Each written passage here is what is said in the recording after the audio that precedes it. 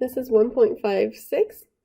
And so it describes different distributions or different data sets, and we're supposed to figure out if we think the distribution would be symmetric or right skewed or left skewed. And we should specify whether the mean or median would be a better representation, and also the standard deviation or interquartile range, and talk about why. So for A, we have housing prices in a country where 25% of the homes cost below $350,000. 50% are below $450,000, and 75% are below $1 million. So when you see those numbers of 25%, 50%, 75%, what does that sound like? That sounds like your 5-number summary for a box plot. So 25% means this is your first quartile. 450% would be your median, so your second. And 75%, so that means this would be your third. Sorry, my pen ran out of batteries and I won't get it until tomorrow, so my writing's not very good here. So basically, I would want to do some kind of box plot and have some kind of scale. I'm going to just write 250 for 250,000, so these are in thousands. 350, 450, 550, and so on. Let's see, 7.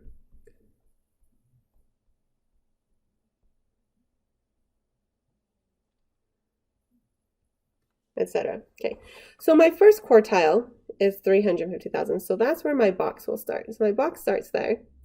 My median's at 450,000, I make a line. My third quartile is at 1 million, so about here. So I draw my box. Remember, your box goes from first quartile, line at median, line at third quartile.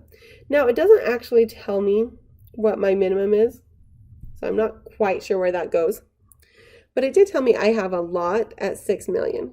So that would be somewhere way, way over here that would really be off the page. So I have a lot of really, really expensive houses. Okay, so when I look at this, you might have a hard time looking at a box plot and telling if it is right skew or left skew. But you should be able to look at it and tell this is definitely not symmetric, right? Now, a box plot divides your data into 25% increments. So that's 25% of your data. This is 25%, 25%, and 25%. So my first 25% and second 25%, those seem to be in a fairly short interval. So I have 25% of all of my data is between 350 and 450.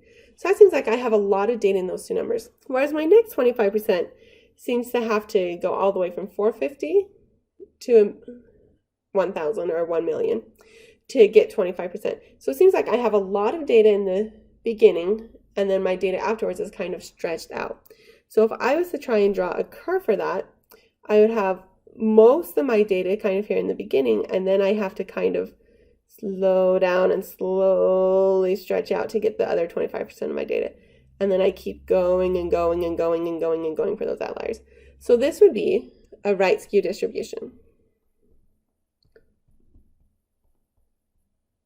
So that would be right skew. And anytime you have something that is not symmetric, you can choose between your mean and your median. But your median doesn't get pulled up by these high values at that $6 million range. Your average gets very affected by $6 million homes.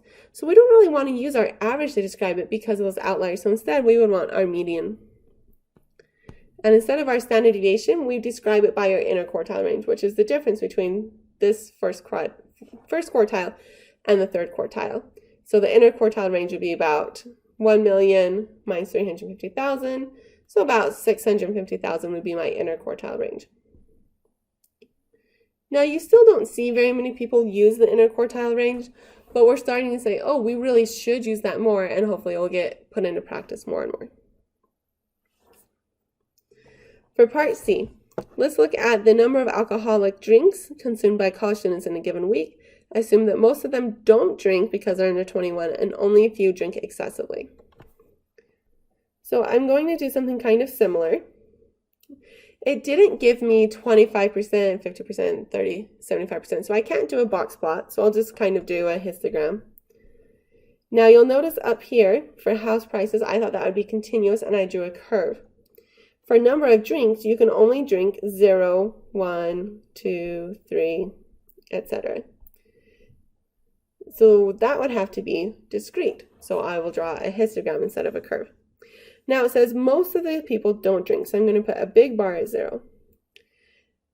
Okay, so most don't drink, but some drink, some drink a little bit more, some might drink a little bit more, and some might be way over here. Now, I don't know exactly how high these bars are. It didn't tell me. Maybe this 2 is higher than the 1. That doesn't really matter.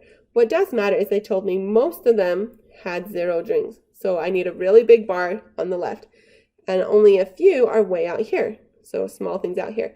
So if I look at that, that looks like a right skew because it has a long right tail. And so just like part A, if it's right skewed, we prefer to look at the median and the inner quartile range to describe our data.